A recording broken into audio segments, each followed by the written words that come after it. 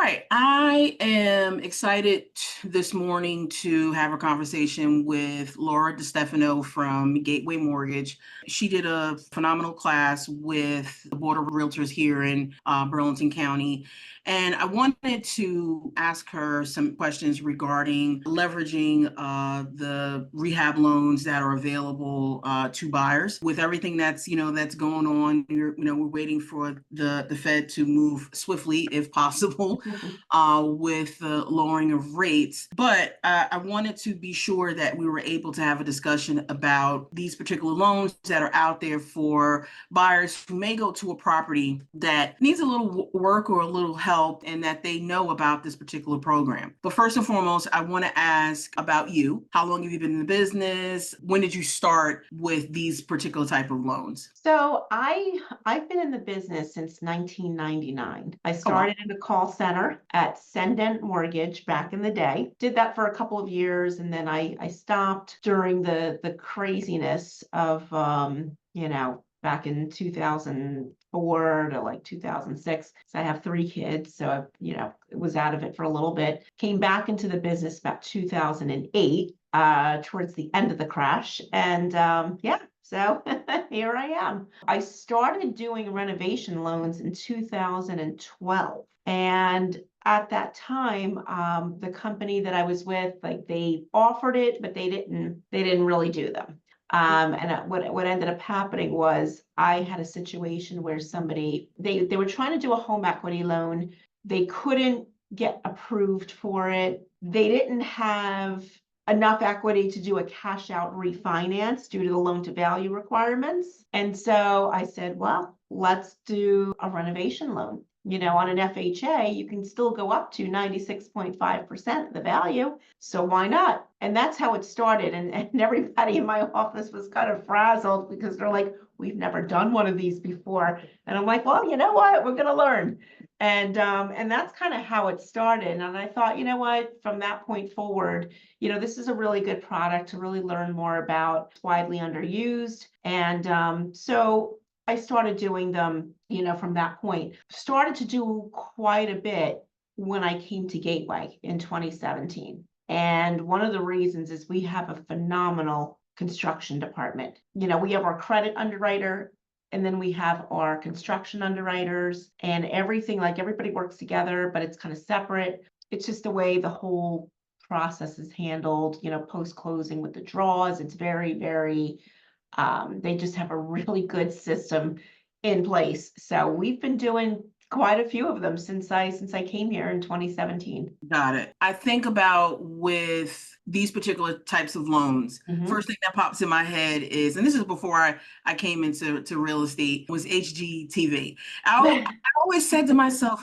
how the hell are these people affording the amount of money that they have to utilize to actually do these renovations? Like, I always think about that. And I'm like, okay, so are they taking out a mortgage on it?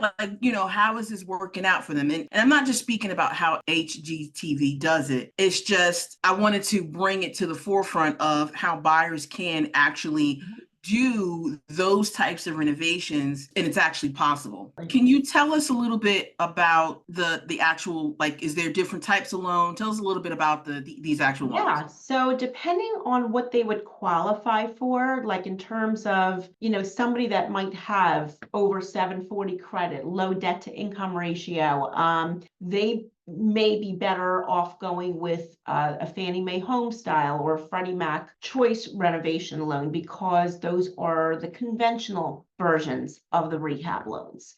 Whereas somebody that might have a higher debt to income ratio, maybe they have a little bit less money to put down, or the credit is not as high for conventional, that would be a great option for FHA. It really kind of depends on the individual's profile and the situation and the type of repairs that they're looking to have done to really determine the best product for them. Big benefit is that with all programs, they can roll the cost of rehab into the mortgage. So for example, on an FHA, here's the big benefit with the FHA. You can go to 110% of the after improved value. With Fannie and Freddie, you're going to go up to 95% if you're a existing home buyer. If you're a first-time home buyer, we can go up to 97% of the value. So we can't go above, the appraised value. Whereas FHA, if the value comes in a little low, we still have a little bit of wiggle room to work. Give an example of that with just like plain numbers. So if you like, can. let's say somebody's buying a house for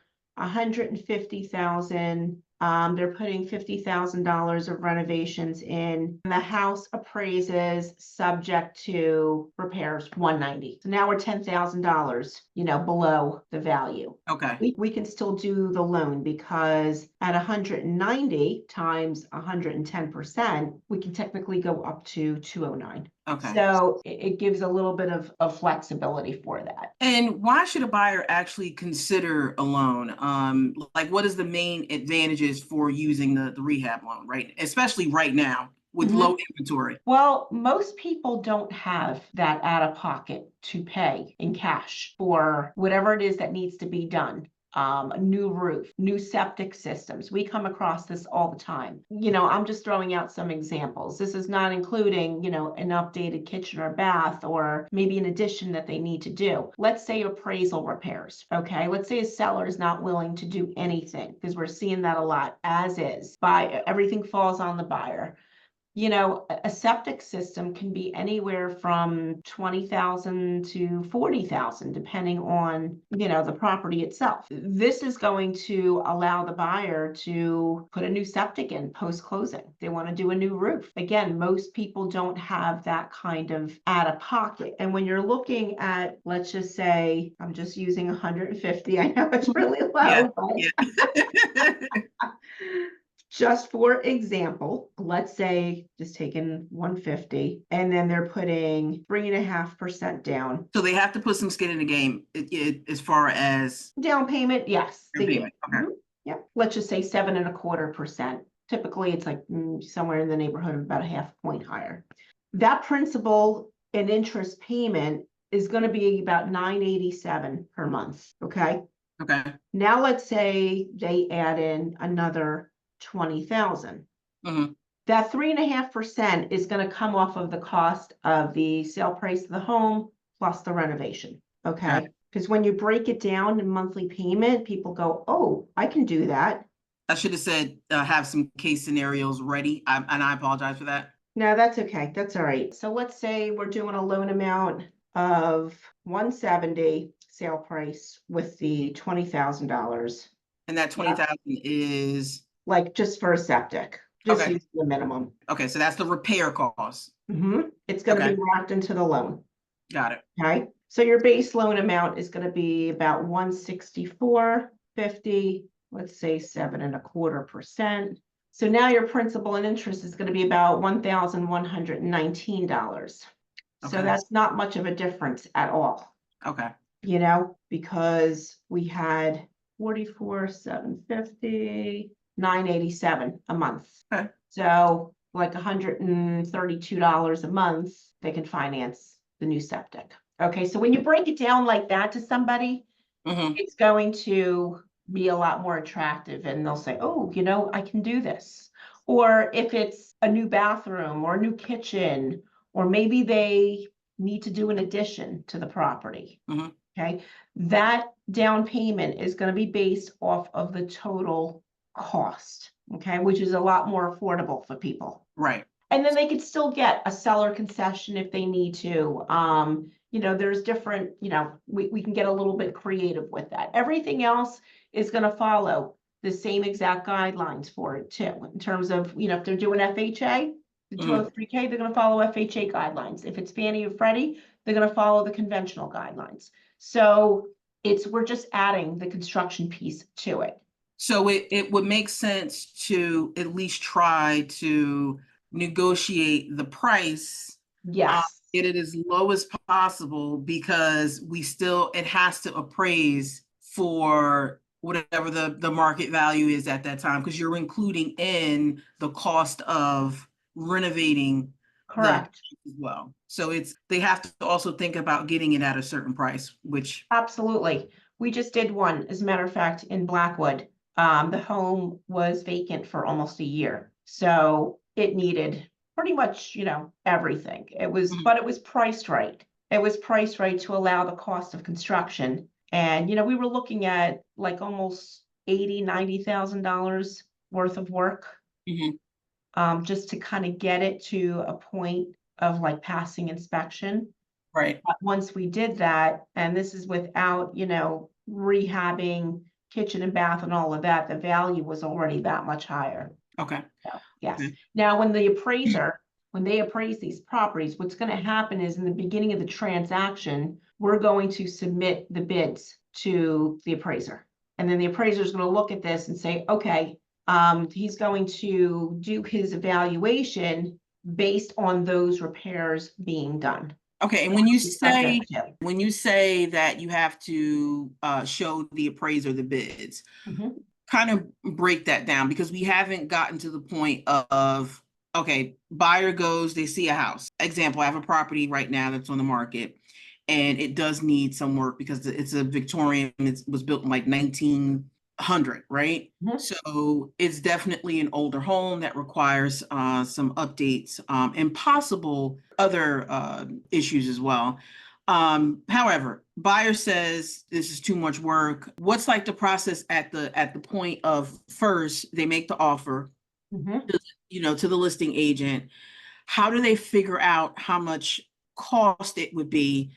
Is there someone that comes in to look at that? Do they do the inspection first? Like, what's that process before we get to the appraiser? So what we normally recommend is having a contractor go out during the inspection process Okay. to take a look and see what needs to be done. I mean, a lot of times if a buyer comes to me and they want to put an offer in, but they're not really sure what needs to be done, I'll pull up the property and I'll get some information from the listing agent, asking, what is the situation? If it's in an area that needs a septic, does it need a septic system? Like, what are you aware of some of the main issues? And that's what we kind of start with.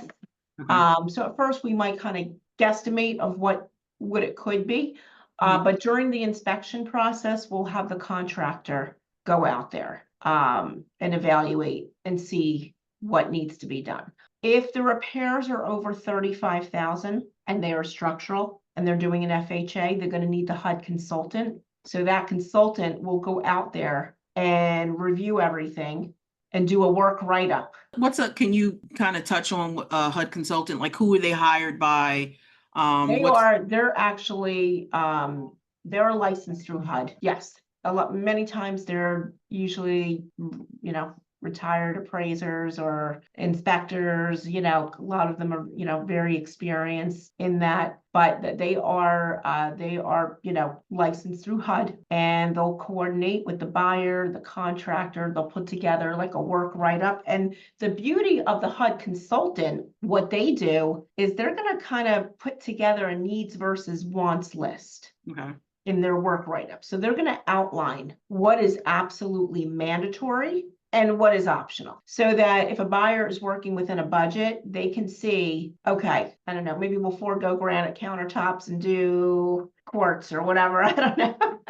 Right. It gives them a really good idea of what they're absolutely going to need to pass inspection, and some things that they can put on the back burner and do at a later time. Now, just for confirmation, the inspector is paid by the potential buyer. The borrower. Right. Yes. The HUD consultant, those fees are not upfront by the buyer, correct? No, they are. They are. Okay. Okay. They will normally pay about half up front, and then the other half can be rolled into the loan at the end. Okay. So now we have the buyer interested in property. They have to figure out on that first tour or that first showing, okay, this is a lot of work. Maybe do a second showing with a contractor just to point out some things. Mm-hmm. Submit an offer. Yep. Have that inspector come out with the contractor again, just to do a deeper look, because that's what the home inspector is going to do, and then come up with that list of items that they possibly want to add into the loan, right? Yeah. Yep. They now have that conversation with you. This is the property that we're interested in. Can you have that HUD consultant go out and do their due diligence, correct? Okay. HUD consultant does what they're supposed to do. And I'm assuming buyer is there at the time of the review with the HUD consultant, or no? Not always, but sometimes they do. Okay. All right.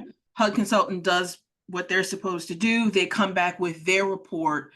Is that report gone through with you, the buyer, as a Yes. whole? Okay. Okay. Yes, All right. it gets sent to me, it gets sent to the buyer. Mhm. Yes. Okay. And then And then at we'll look at it and say, at that point, like we did have in the one that we just did, initially it came out over budget. So Oh, we wow. had to scale back on some stuff. Okay. But, the beauty of that report is to be able to really see the breakdown of everything and see what we can, do away with for right now. Okay. All right. Now, as far as the application process, the first and foremost, and I'm sorry, we went forward. I want to just go backwards a little bit. What's the application process? Same thing as any other pre-approval. We're gonna look at your W-2s, pay stubs, tax returns, whatever documentation is, that is necessary for your, profile. So it's just a regular pre-approval. Okay. All right. And as far as the approval process, does that still differ, or is that still the same? Still the same. Okay. All right. Now, as far as the determining at this point, now we're under contract. What are the next steps after you now have had that discussion? Where does the rehab part come in? Does that come in yet, or is there another step? No, so what's gonna happen is, so we get the bids, we're gonna order the appraisal. The loan is gonna go through underwriting, just like anything else. We're gonna make sure that we have the contractor's license, insurance. If there's multiple contractors, we have to get all their information as well. Wait, let me stop you. Okay, so you said the bids. Can you go into what the bids are and what that process is? So the bid is just an estimate of the work being done. Okay. Or they will, depending on, like, if you're doing an FHA streamline, which is more like cosmetic work or septic, and it's not over that 35,000 mark, where the HUD consultant's not needed, we'll just use like a regular estimate. If the HUD consultant is involved, we'll use the work write-up to submit to the appraiser. Okay. And then the appraiser is going to evaluate the property subject to those repairs, give us what the expected value would be at that point in time. So then everything moves forward like a normal loan, your employment verifications, your title work, all of that. Then we're going to go to closing. Okay, so nothing happens with the home itself. There's no repairs that are being done prior to. Everything's going to be done post-closing. Got it. We're going to set up a repair escrow account post-closing. If they are doing the FHA streamlined, or they call it limited repair now, where there's no HUD consultant and it's just kind of minor stuff, the contractor will get up to 50% within a few days of closing to start the work, and then they'll get the remaining money once we send the inspector out for the final inspection, and all is satisfactory. Let's talk about the contractors, because that's one thing. There's always been the question of, one, who is referring the contractors? Two, does the buyer get their own contractor? Three, can the buyer do their work? So can you go into that? So number one, I do have some contractors that I work with, but I do prefer the borrowers to get their own. They can use whoever they want, as long as they're licensed and insured. And I do like to have a conversation with them so that they understand how this all works and how they're going to get paid. Okay.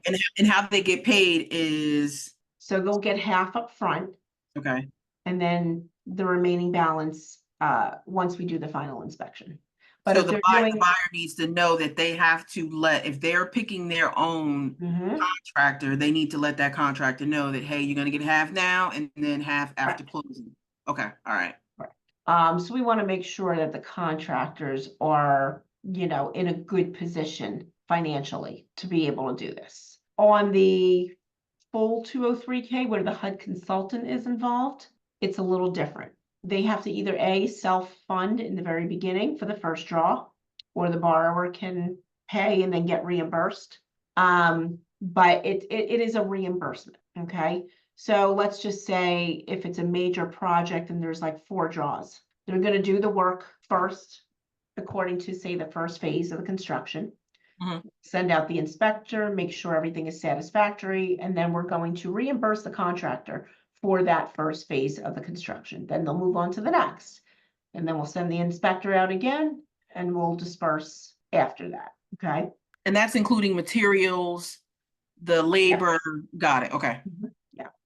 Sometimes, depending on the situation, we can give some soft cost. But typically with that product, it is a reimbursement. Now, we will allow the borrower to do their own work within reason. Okay. Right. The one that I had just recently, he worked for he did construction. He was in Pennsylvania, but he worked for a electrician. Okay, so he had a lot of experience. They did electrical and they did a couple of other things. They had a guy that happened to be licensed in New Jersey as well. So they had their electrician do the work, and then he was also able to do some of the carpentry work, for this one property that we just did, just because of, he worked for a company that did that. He had experience. He came from a household of all contractors, like people that had that kind of experience. So that's okay. When we're looking at like things like flooring, paint, those are all maintenance items. And we do expect most homeowners are going to take care of that stuff on their own, or maybe get somebody from Lowe's or something. So we don't really, we don't nitpick at that kind of stuff. But when you're doing, say, a major plumbing job, or, you're rewiring an entire house, or there's mold, like, we're going to want you to have a professional come in. If that's not an area that you're familiar with, and you're just kind of the homeowner that just knows how to do little handy things around the house, yeah, that's not gonna work. There's no way to, because you can't expect, especially when you go to open a wall or you go to fix something, that there's, the unexpected can happen. Yes. So there's no way to, like, let's just say if the renovation cost exceeds the initial loan amount, or is there a way with the appraisal, or like, and I guess I'm trying to figure out what I'm trying to say, but is there a way to expect, or if something happens where it exceeds, like what happens if at some point the costs are starting to exceed the initial amount? Because we're opening up a wall and something happens. That's a great question. And we prepare for stuff like that because it happens. We really don't know when you're taking a wall out, or you're lifting a floor up, or whatever. There's always, some unforeseen circumstances. So what we do is we set up a contingency reserve. Okay. That contingency reserve is going to be anywhere from 10 to 20% of the cost of construction. Now, FHA is definitely a minimum of 10%.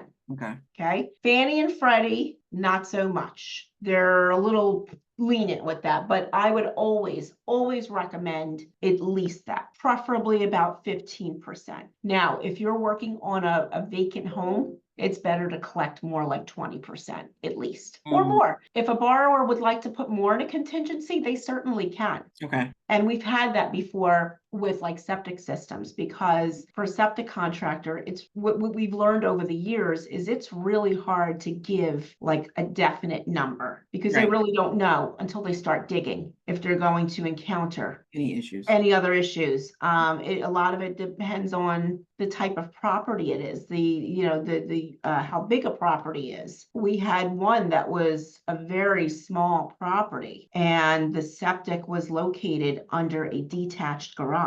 It was a real unique property down in, I want to say it was like Millville somewhere, or in Vineland down there, and they had to knock down the garage to get to it. So you don't really know. We set up a contingency reserve for that. And a lot of times the contractors will let us know, hey, this is more than likely going to go over budget. So be prepared to hold an extra whatever. And when we do that, that allows the borrower to use that money if it's over budget. If they don't use it, then it just gets refunded to their principal loan balance. I literally was going to ask. So this, again, we've already closed. You have that contingency. They start paying their loan, 60 days after closing? Usually it's, between depending on when they close, so like if they were to close today, their first payment would be due October 1st. Okay. With that being said, if they do dip into the contingency, that can possibly change the loan monthly, the note, if they have to dip into it or no? No, because that contingency reserve is already built in before we close. Okay. If they don't use it, does that change? It's not going to change their monthly payment. We're just going to knock it off the principal. Right. You said that. Okay. So it'll change, what they owe, but, it's not going to change the amortization of the loan. Got it. Okay. Okay. Makes sense. Okay. Yep. Okay. So, or if they put money out of pocket, like let's say they bought new appliances or whatever it is, they spent money on their own, to buy whatever they need for the house. If they give us those receipts, we can refund them that way as well. Okay. All right. Are there any specific requirements or guidelines for contractors? So they do have to be licensed and insured in the state that they are working in. So if they are working in New Jersey, they have to be licensed and insured in New Jersey. You can't hire Uncle Bob from down the block that does just, side work. They have to be licensed and insured. Got it. Okay. We do have a form that they fill out. It's kind of like a resume, sort of, where it'll list like their work experience. And then we do kind of a vetting process for contractors. And what we're looking for, really, we want to make sure that there's no pending litigation against these contractors. We want to make sure that they're not, they didn't take the money and run, kind of thing. We want to make sure that they are free and clear of all of that. Okay, got it. What are some common misconceptions about these particular loans? Because sometimes either they don't know or they do know. The first thing they think is it's going to cost too much. Is the interest rate different from a traditional There's loan? a lot of misconceptions with this loan, unfortunately. And that's kind of why I teach the class, to sort of overcome that. Right. They take too long to close, or,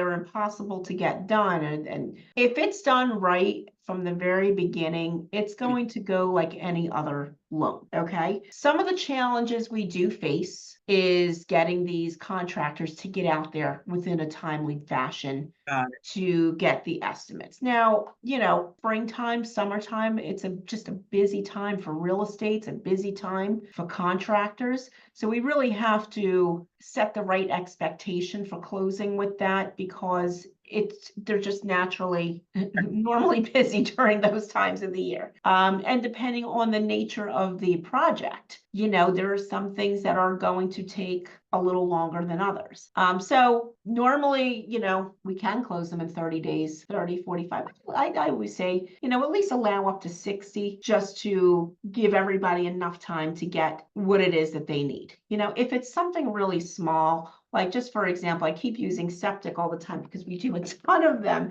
And we work with some great contractors that we use all the time for, the 203K, the Fannie Mae home style. They're very quick with getting out there, getting us an estimate. We already have their stuff on file. So it's like just, done. But there's other things when you have so many different issues with the property, there's a lot more involved. Like the one that we had in Blackwood recently, we had a lot of different things going on. With that one, we actually found out that there was a sewer tie-in, which was a good thing, but you have to go through the township and do all of that. So we kind of, we went ahead and we gave the estimate, we got the estimate for the septic and used worst case scenario, because we knew if we waited on the township and everything else, that could take some time. And we figured we can do a change order after closing. But That's really it. It's just, there's a lot of misconceptions because people don't understand the process and they hear a lot of things because maybe it was a mortgage company that doesn't normally do these, Right. and they're not really experienced with it. And that's a big thing. Okay. So like they say, who you work with matters. It really That's does, especially when you're dealing with these types of loans. That is correct. I will agree. Can you share some success stories or examples of buyers that actually used the home, and like what were the key factors to their experience and just being able to close and also moving in? Because what some people have to understand is you're not moving in, you still have to think about the time frame that it's going to take to, one, close the loan, like you said, within the Yep. time. Two, dealing with the contractors, because everyone knows how it is. And this is not to go down any contractors, but you also have to deal with the contractors. Sometimes you have to deal with the township getting permits, things of that nature. So looking at the time frame, what are the successes that a buyer can look for with that time that they need to move in, especially if it's someone that's on a lease? Like, what can they do to ensure that the process runs smoothly? Well, the biggest thing is to make sure you're getting all the necessary paperwork in within a timely fashion. That is key. We have to make sure that everything is being done within a timely manner. And that's really the bottom line. If you have a borrower that's going to drag their feet with getting what's needed, it's going to delay the process. And that's really the bottom line. You need to work with contractors that are efficient and responsive and get you, some of our contractors, they might take a little bit to get the paperwork, but we know the quality of work that they do. We know, post-closing that they're not dragging their feet, getting the work done. So we know it's going to get done. But the most important thing is having your ducks lined up in a row from the start.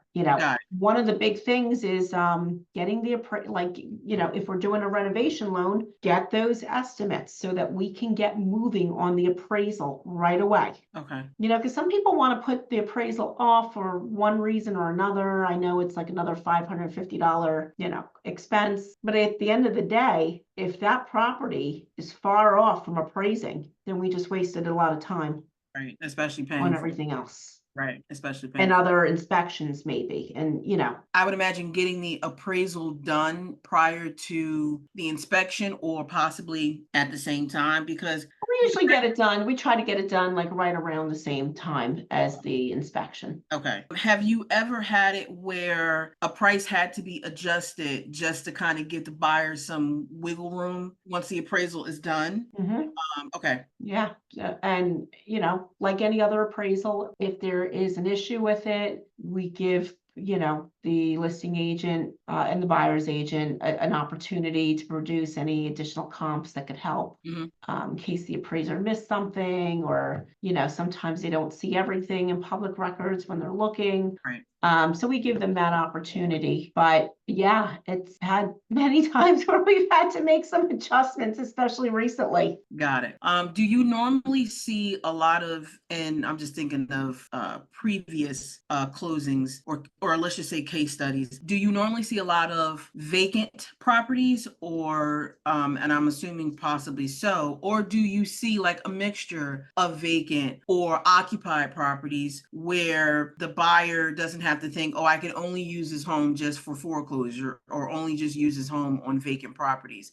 I can possibly use it for occupied properties as well. Do you see a difference in how many closings you have between the two?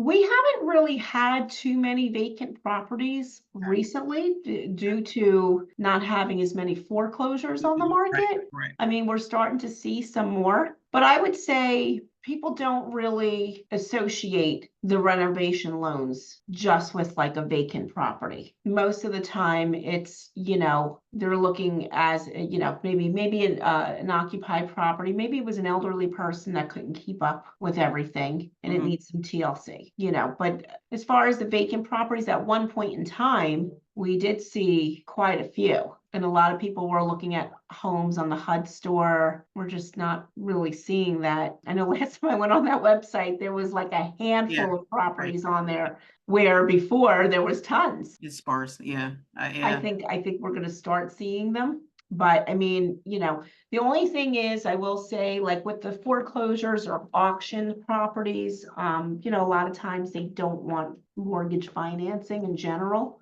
So that's, maybe the only issue, but, if they see a foreclosure that will accept financing or that's going up for auction, I've seen some of them before. I think it was like Hubzu or one of them that would allow for financing. But I always tell the borrowers, it's buying a foreclosure is a great opportunity for a rehab loan, and not all of them need it. I had Right. some that was just like just some minor little things, Cosmetics. Yeah. and it Yeah. was fine. But in other cases, it could be a small repair, or maybe they just want to put some money in escrow because they don't know once those utilities are turned on if the pipes are gonna bust, Right. Right. So, yeah, but I mean, those loans are a great opportunity for occupied homes, vacant homes. It's just that with the vacant ones that have been sitting there, we're gonna hold more money in escrow because nobody's been living there and taking care of it. How would you explain to a seller, listen, the best buyer that you would have for this home is someone that's doing a 203K loan? They don't even understand how the loan works themselves. Yeah, well, if they're looking to sell a property and maybe they're pushing cash, Hmm. that's a perfect opportunity to say, hey, this is eligible for a renovation loan, and explain to them how it works, and to be open to that, to accept that kind of financing, because you're going to open up more doors with that Got to it. buyers. Correct. My last question is pools. We live in New Jersey. We do have pools in New Jersey. Is there any policies, or as far as pools, can pools also be added, like new liners, or, whatever it takes to need to get the pool operational, can that be added as well? Yes, a pool repair can be added. Now, a pool install is not permitted for FHA, but it is permitted for the conventional. Oh, wow. Really? Yeah, yeah, you Okay. can So allow it for buyer that. sees, oh, this backyard looks like a pool can go in. Yeah, They you can put it okay. in for Fannie or Freddie. Yep. That's a first for me. You I never can't do did that. it for FHA, but you could do a pool repair. Got it. Mhm. For either. Yep. Okay. All right, Laura, I totally appreciate you breaking this down for me and answering these questions. I definitely wanted to be able to have something for potential buyers who maybe don't understand how this process works, have never heard of it. They're trying to find properties that may need a little work, and I've seen faces when I've done open houses on just the amount of work that a buyer has to do. Totally understandable, and they have an option, which is this. How can a buyer reach out to you for any questions or concerns? They can call me on my cell. That's the best number to reach me at. And we can, just discuss all the options and let them know how the program works so that they're, understanding of it. Okay. It's a lot of information. It really is. It's totally doable. I've actually done some open houses on properties that need the 203K. And I love partnering up with agents on that, because I can go in and say, like, I have a pretty good idea of what FHA is going to pick out, Okay. in terms of passing inspection, Hmm. Hmm.